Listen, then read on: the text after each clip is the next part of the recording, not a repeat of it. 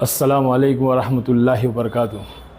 محترم بزرگوں اور دوستو، آج ہم سارے روزی کے تعلق سے پریشان ہیں اور بہت بے برکتی ہو گئی ہے، بہت لوگ پریشان ہیں، نہ جانے اس کے لیے کیا کیا وظیفے کر رہے ہیں اور کیسی کیسی کوششیں کر رہے ہیں۔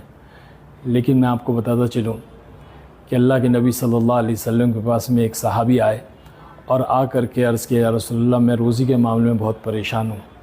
تو اللہ کے نبی صلی اللہ علیہ وسلم نے فرمایا، اس کا مفہوم ہے کہ تم ہمیشہ باوضو رہو۔ تو وضو کی فضیلت بتلائی کہ ہمیشہ باوضو رہو، جس کی وجہ سے اللہ پاک تمہاری روزی میں بے حساب برکتیں عطا فرمائے گا اور بے حساب روزی دے گا۔ وہ صحابی نے عمل کیا، اللہ نے ان کو دیا۔ تو ہمیں اس بات سے، حدیث سے اس کو سمجھنا چاہیے کہ وضو کتنی قیمتی چیز ہے۔ وضو کے تعلق سے حدیثوں میں آتا ہے کہ اگر کوئی بندہ گھر سے وضو کر کے مسجد کی طرف نماز کے لیے جائے گا تو اللہ پاک ایک قدم پر ایک نیکی لکھے گا، ایک گناہ معاف کرے گا اور جنت میں ایک درجہ بلند کرے گا۔ اور جو وضو کر کے مسجد جائے گا، گھر سے وضو کر کے مسجد جائے گا، اللہ پاک اس کی ایسی مہمان نوازی کرے گا جیسا کہ اس کا حق ہے۔ اور پھر اللہ پاک تمام جتنے لوگ مسجد میں نماز پڑھنے آئے ہیں ان سب کا ثواب اس بندے کو دے گا جو وضو کر کے گھر سے وضو کر کے جائے گا۔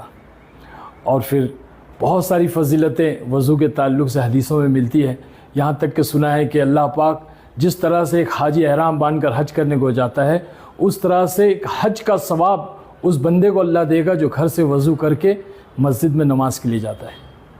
تو اس طرح سے بہت ساری فضیلتیں ہیں۔ اور ایک جگہ سنا کہ جب کوئی کسی کا بچھڑ جائے، کوئی پیارا بچھڑ جائے، غائب ہو جائے اور پھر کئی دنوں کے بعد میں ملے تو کتنی خوشی ہوتی ہے، اسی طرح سے ویسی خوشی اللہ کو اس بندے سے ہوتی ہے جو بندہ گھر سے وضو کر کے مسجد میں جاتا ہے۔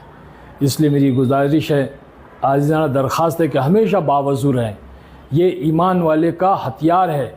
وضو جو ہے یہ ہماری طاقت ہے، یہ شیطان کا منہ کالا کرتی ہے۔ اس کے لیے شیطان